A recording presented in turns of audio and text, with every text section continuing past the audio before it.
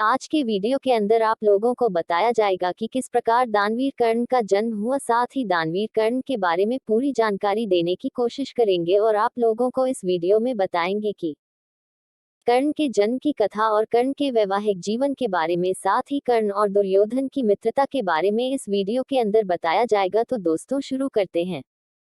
दानवीर कर्ण का जन्म।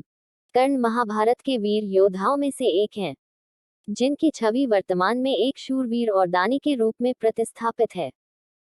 विभिन्न मान्यताओं के अनुसार उनका जन्म कुंती, श्री कृष्ण के पिता वासुदेव की बहन और भगवान कृष्ण की बुआ के घर एक वरदान के रूप में हुआ था। एक दिन दुर्वासा ऋषि चहल पहल करते हुए कुंती के महल में आए। उस समय कुंती अविवाहित थी। तब कुंती ने पूरे 1 वर्ष तक दुर्वासा ऋषि की सेवा की थी।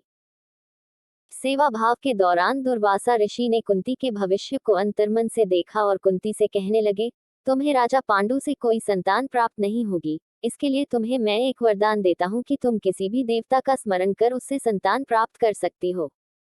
इतने कहने के बाद दुर्वासा ऋषि वहां से चले गए। तभी उत्सुकता पूर्वक कुंती ने सूर्य देव का ध्यान लगाना शुरू किया।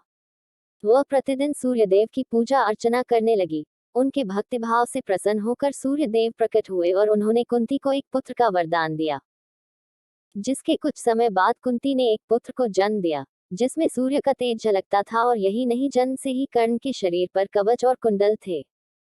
वैवाहिक जीवन। उन्होंने अपने पिता की इच्छा को पूर्ण करते हुए रुशाली नामक एक सूत पुत्री से विवाह किया। इसके बाद कर्ण ने एक और वाह्यास का नाम था या। इन दोनों यों से कर्ण को 9 पुत्र प्राप्त हुए।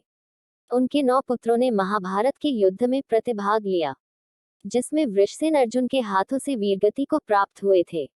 वृषकेतु एकमात्र ऐसा पुत्र था जो जीवित था।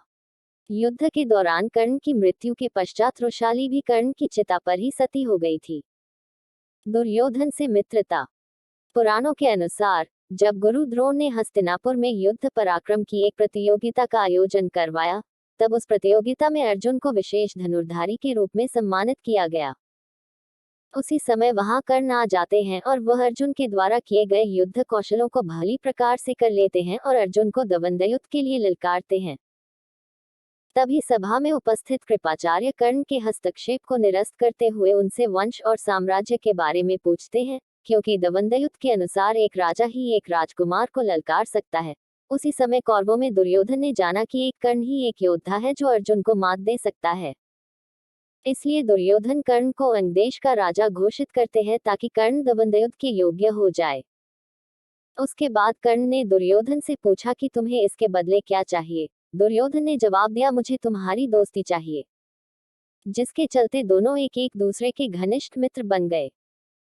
तो दोस्तों, जैसा कि इस वीडियो के अंदर आप लोगों को बताया गया कि किस प्रकार कर्ण का जन्म हुआ और उसके वैवाहिक जीवन के बारे में, साथ ही कर्ण और दुर्योधन की परम मित्रता के बारे में आप लोगों को बताया गया। तो दोस्तों, ऐसे इंटरेस्टिंग वीडियो देखने के लिए हमारे चैनल को सब्सक्राइब करें। साथ ही आप लोगों को ऐसे नए नए वीडियो डेली देखने को मिलेंगे। साथ ही आप लोगों नम्र निवेदन है कि हमारे चैनल को सब्सक्राइब करना ना भूलें और अगर चैनल पर नए हो तो बेल आइकन जरूर दबाएं।